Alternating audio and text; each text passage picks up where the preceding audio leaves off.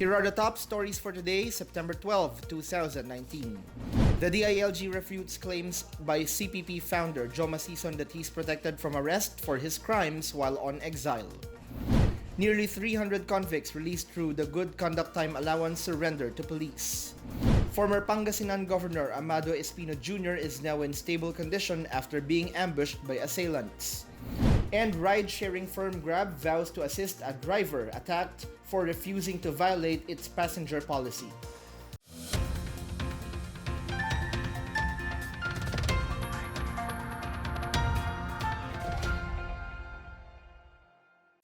Good day, I'm Rom Dulfo. Welcome to the PNA Newsroom. Our top story, DILG Secretary Eduardo Anaya says self-exile TPNPA founder Joe Massey Son can never be considered a political refugee and should face charges filed against him.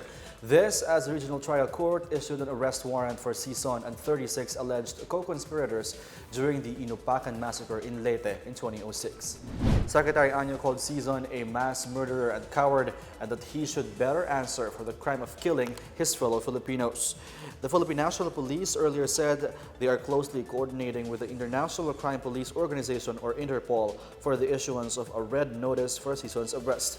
This serves as a valid request for Son's provisional arrest. Anaya said that while there is no bilateral extradition treaty between the Philippines and the Netherlands, it is possible to explore the possibility of transmitting this as a request to the Dutch government for mutual legal assistance on criminal matters. In 1992, the Netherlands recognized Joma as a political refugee on the basis of his alleged persecution by the Marcos regime. Anaya said the grounds for the grant of such refugee status to Joe Massey Son no longer exists and should therefore be revoked. He said a special arrangement with the Dutch government will be requested for the extradition of Joe Massey Son. Meanwhile, the Philippines and Canada recognize the need for cooperation on humanitarian aid and disaster relief in a bilateral meeting held in Bangkok, Thailand. Philippine Army Chief Lieutenant General Macairog Alberto and his Canadian counterpart, Army Chief Lieutenant General Wayne Eyre, met at the 11th Indo-Pacific Army's Chiefs Conference in Bangkok, Thailand, where they discussed the current internal challenges and issue on the West Philippine Sea. They also recalled Philippine-Canada roles during the Korean War and other foreign relations participation, such as in UN deployments. Alberto also thanked Eyre for accommodating Filipino military students and reciprocated the gesture by offering PA training schools if ever the Canadian Army intends to send its students to the Philippines. An association of workers in Davao City received livelihood grant from Dole, and a former member of Mauled group surrendered to authorities. More on this and other news in the provinces from Benj Bondo. In Lanao del Sur, a teenage member of the Dawla Islamia, formerly known as the Maute Group, has surrendered and turned over to authorities a high-powered weapon on Thursday. The surrenderer is identified as Amir Ador Gandawali of Barangay Sandab, Butig, Lanao del Sur. Gandawali was a member of the group under former Dawla Islamia sub-leader Ali Amintao alias White Lawaan, who fought the government forces during a focused military operation in 2016. He handed over one rocket-propelled grenade, heap, and its launcher. In Sulu, an Abu Sayyaf group bomb expert was killed while two soldiers were wounded as troops overrun an ASG encampment following a firefight in the hinterlands on Tuesday.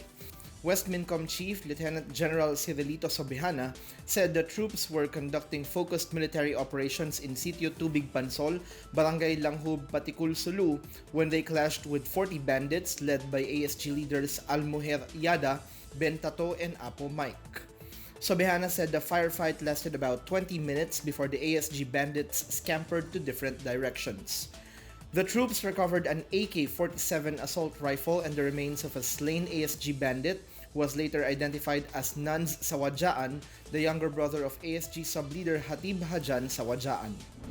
In Maguindanao, local officials in South UP along with the military and local police are closely monitoring the town's far-flung villages following reports of alleged recruitment activities by communist rebels in the area. Mayor Renalbert Insular said residents in interior villages have reported the presence of armed men who are not from the village. Early this month, Insular said 5 Teduray IPs recruited by NPAs decided to surrender with their guns to the local government and the military. He vowed to help the military and the police in convincing the locals to refrain from entertaining new faces in their villages.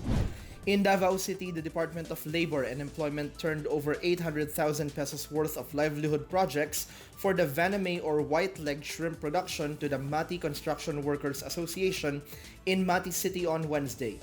White-leg shrimp is also known as the Pacific white shrimp or king prawn.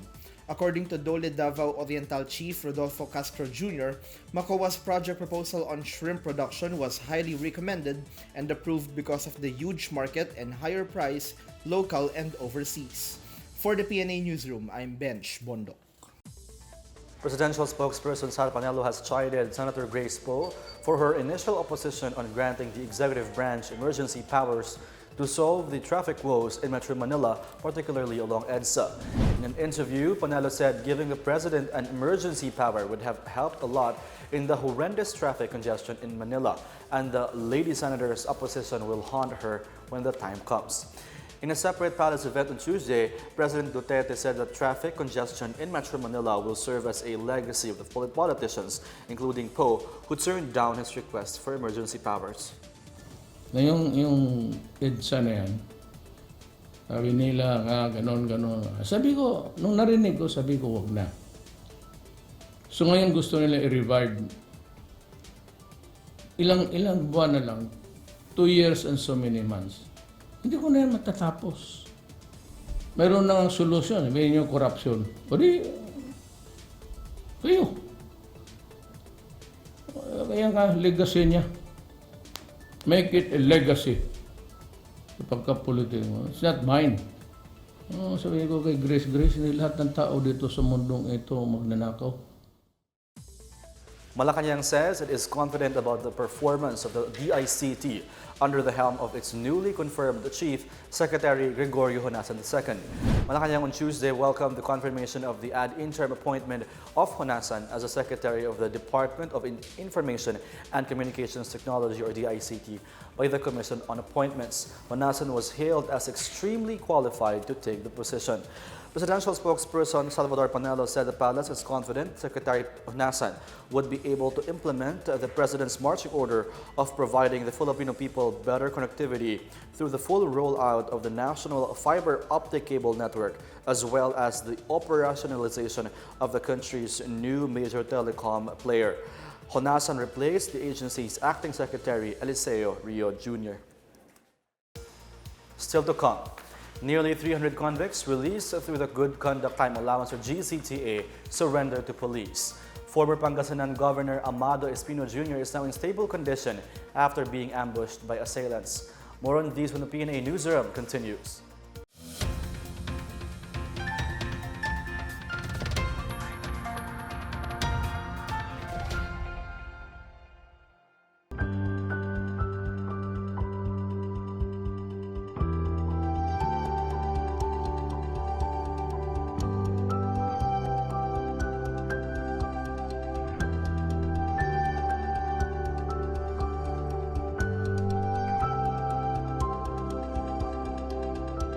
Golden Jubilee of our diplomatic relations is an important time for our two countries to take stock at the great strides in a strong partnership and dynamic cooperation.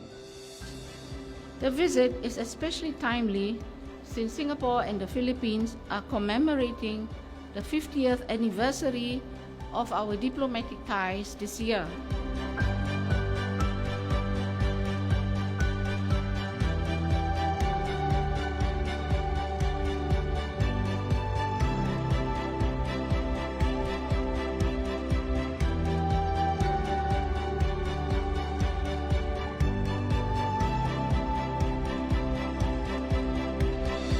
The economic ties between our two countries are strong and robust, but President Duterte and I agreed that we can do even more together.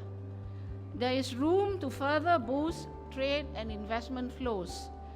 With the agreement signed today, we take first of our eager steps toward the next half of century over natural, mutual, reinforcing, and beneficial partnership.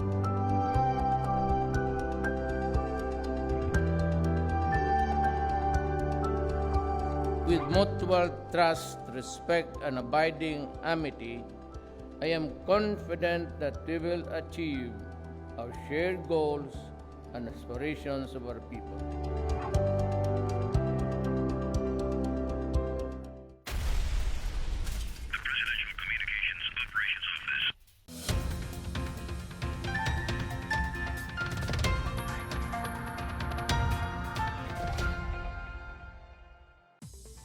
A total of 281 convicts released through Good Conduct Time Allowance or GCTA have surrendered to police. These consist of inmates from different parts of the country, including Metro Manila. Out of this number, 47 inmates have been turned over to the Bureau of Corrections, while the rest are detained in different police stations.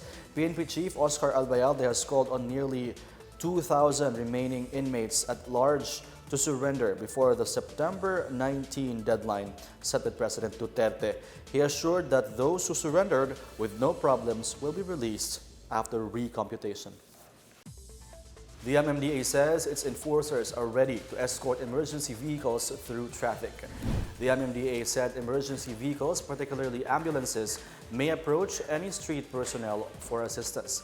In a separate interview, EDSA Special Traffic Chief Bong Nebrija said it is every motorist's responsibility to make way for emergency vehicles. He adds the motorcycle lane in EDSA is the lane dedicated for emergency vehicles, and every vehicle within it and surrounding it must immediately make way. Drivers who fail to yield to emergency vehicles can be fined 1,000 pesos payable to the Land Transportation Office. President Duterte reacted to reports that patients die while being transported in ambulances, which are often stuck in traffic. The president said he is considering ambulances to be escorted to breeze through traffic in Metro Manila to ensure that patients reach hospitals on time. A village in Guiguinto, Bulacan has been placed under quarantine to prevent the spread of the African swine fever. Mayor Ambrosio Cruz on Wednesday said all the pig pens in Barangay Pritil have been disinfected with chemicals. No pigs are allowed into or out of Barangay Pritil while livestock and caretakers are quarantined. Governor Daniel Fernando ordered last Thursday to investigate the mysterious swine deaths in Malolos City, Guiguinto, and San Miguel towns. In Davao region, hog farmers have appealed for a concerted effort to protect the region's livestock industry from the threats of ASF. Eduardo So, president of the Southern Mindanao Agri-Resources Trading Incorporated, called on relevant agencies to make the inspection tighter, especially of meat products coming into the city and to other parts of Mindanao. Of their total production, 40% goes outside of Mindanao, mostly in the Visayas.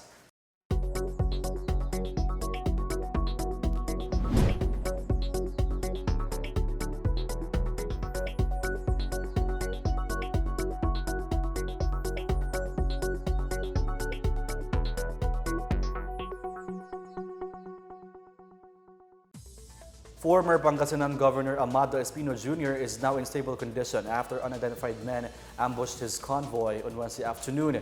Provincial Information Officer Orpheus Velasco said Espino, also former 5th District Representative of the province, is being treated at a hospital. Families, friends, and allies of Espino visited him at the hospital following the incident. Authorities have recovered 2 suspected getaway vehicles which contained high-powered firearms in separate locations in San Carlos City and Malasigi. Police are still looking for possible motives as there were no reported threats against Espino. Espino and his bodyguards were fired upon by unidentified assailants around 4:30 p.m. while on board a Toyota Innova and Land Cruiser at Barangay Magtaking, San Carlos City. Espino and 4 others were hurt, while patrolman Richard Esquera died on the spot. The Bataan provincial government inaugurates its new provincial capital building. Meanwhile, the Mactan Airport is named as the country's first plastic-free airport. More on these and other news from the provinces from Janice Cave. The provincial government of Bataan inaugurates today a 1.3 billion peso modern building known as the Bunker, which will serve as the new Bataan provincial capital. President Rodrigo Duterte was invited to lead the inauguration of the 7-story building and one-stop shop. The capital is built under the private-public partnership program between MTD Alloy and the provincial government. The bunker was named so to commemorate the sacrifices of the defenders of Bataan in World War II. Meanwhile, a member of a local terrorist group surrendered to government troops in Barangay Poblacion Bayabao, Butig, Lanao del Sur. The Western Mindanao Command identified the surrenderer as part of the group of terrorist sub-leader Ali Amintao.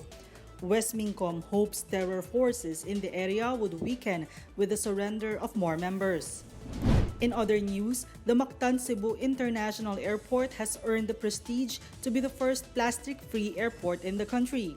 The airport on Wednesday said its sustainable environmental program under its Going Green campaign is gaining ground. The management has banned the use of non-biodegradable single-use plastics and polystyrene containers inside the hub. The management underscores other initiatives such as solar power use as part of its commitment to environmental sustainability. For the PNA Newsroom, I'm Janice Cave. Up next, ride-sharing firm Grab vows to assist a driver attacked by a passenger for refusing to violate its passenger policy. Farmer cooperatives in Marawi City learn abaca fiber processing. The PNA Newsroom returns after these reminders.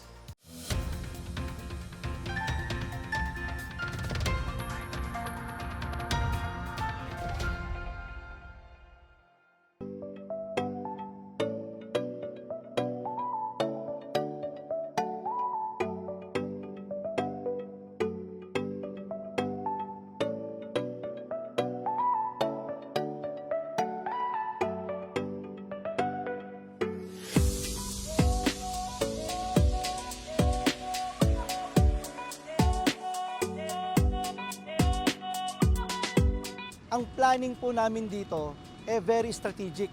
Yung athletes village na to is very close. Walking distance, I would say it's only about 3 to 5 minutes away from the stadium and 10 minutes away from the aquatic center. Imagine that kind of convenience na hindi mo makikita elsewhere. So whatever advantage we can get, we will do it.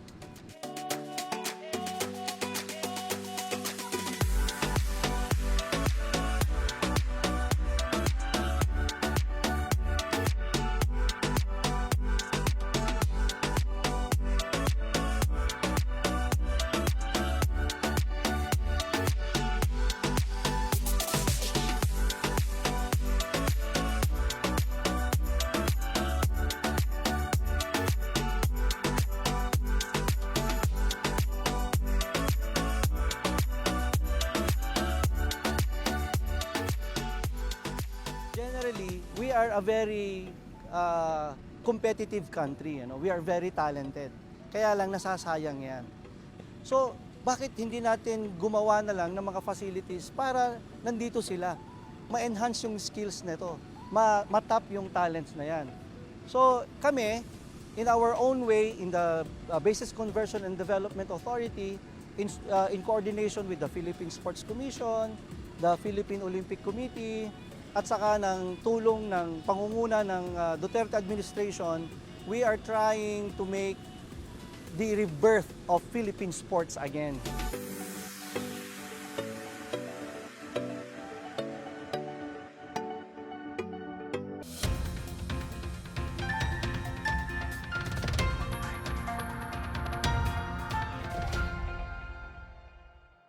Ride-sharing firm Grab Philippines on Wednesday vowed medical aid and legal assistance for one of its drivers who was assaulted for refusing to violate its passenger policy.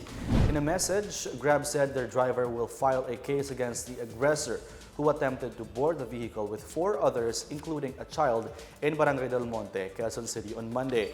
Grab said their drivers follow safety standards of car manufacturers, which state a maximum of 4 passengers, not excluding the driver, for most vehicles. This 4-passenger limit includes children regardless of age. The transportation network company said the medical and legal support they offered is part of their firm stand against violence and inappropriate behavior. Grab also asked everyone to report any similar incident. In our foreign news, U.S. President Donald Trump updated authorities to tighten anti-terror sanctions on U.S.-designated terror groups. The White House said Trump's executive order expands and enhances the ability of the U.S. to sanction terrorists and those who finance them worldwide. Trump said foreign financial institutions are now on notice that they risk sanctions if they knowingly transact with designated terrorists and terrorist enablers.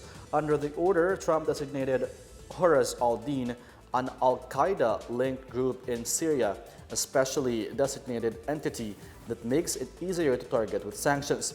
Additional sanctions were also slapped on the Lebanese militia Hezbollah, the Palestinian groups Hamas and Islamic Jihad, Tehrik-e-Taliban Pakistan, and Iran's elite Islamic Revolutionary Group Quds Force. They also extend to the Daesh terror group and its franchises in West Africa and the Philippines.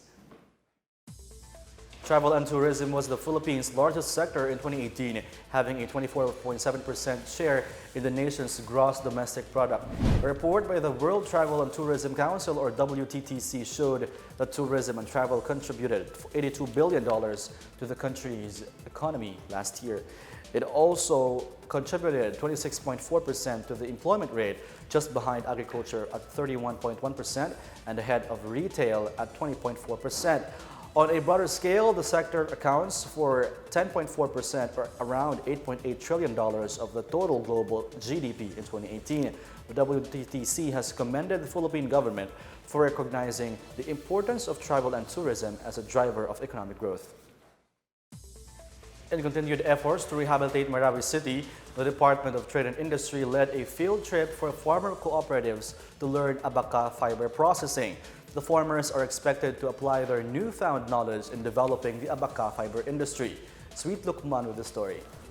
5 farmer cooperatives from Marawi City, Piagapo, and Butig, Lanao del Sur have undergone a lakbay-aral or benchmarking on abaca fiber processing spearheaded by the Department of Trade and Industry. These farmer cooperatives, which include the Rul Kairi Farm Economic Development Producer Cooperative, Losod Farmers Multipurpose Cooperative, Mama Anun Bangsamoro Farm Producers Cooperative, Basak Farms Producer Cooperative, and Al Abrar Service Cooperative are beneficiaries of DTI's Shared Service Facility, Abaca Processing. The lakbay-aral aims to provide the farmers with some learning on abaca processing with inputs from the San Isidro Upland Farmers Multipurpose Cooperative in Santiago, Agusan del Norte. The farmers also learned about the various ways of creating handicrafts out of abaca through the Abaca Handicraft Production and Training Center of the local government of Cabadbaran City, Agusan del Norte. Nagpasalamat kami sa inyo. Nakita namin ang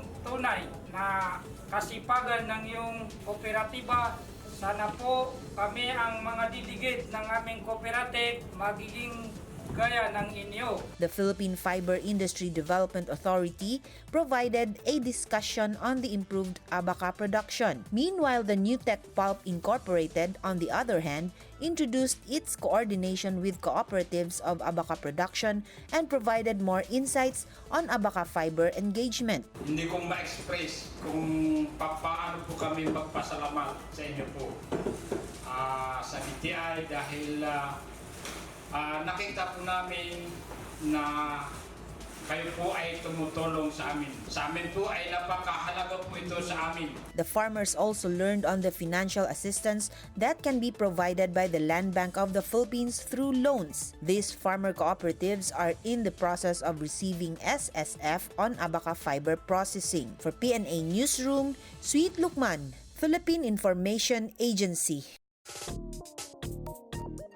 Let's check out the weather forecast from Pag-asa. The Weather Bureau says the tropical depression outside the Philippine area of responsibility has already entered PAR at 9:30 this morning and was named Marilyn.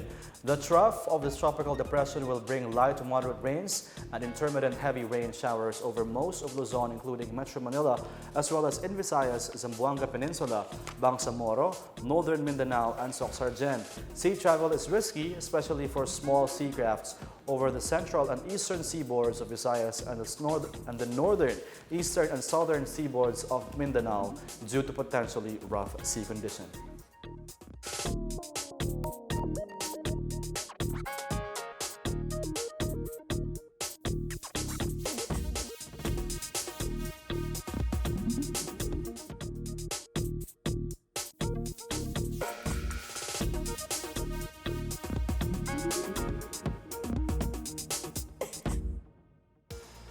Here's another look at today's biggest stories.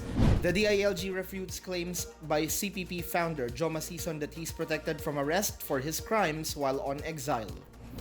Nearly 300 convicts released through the Good Conduct Time Allowance surrender to police. Former Pangasinan Governor Amado Espino Jr. is now in stable condition after being ambushed by assailants. And ride-sharing firm Grab vows to assist a driver attacked for refusing to violate its passenger policy. Thank you for watching another edition of the PNA Newsroom. To check out these and other stories, check our website or follow the Philippine News Agency on Facebook and Twitter. For more stories about the government and how it serves Filipinos, look for these hashtags in all our social media platforms and websites. That's your daily dose of latest news and information that you need to know from the PNA Newsroom. I'm Rom Dulfo. Good day.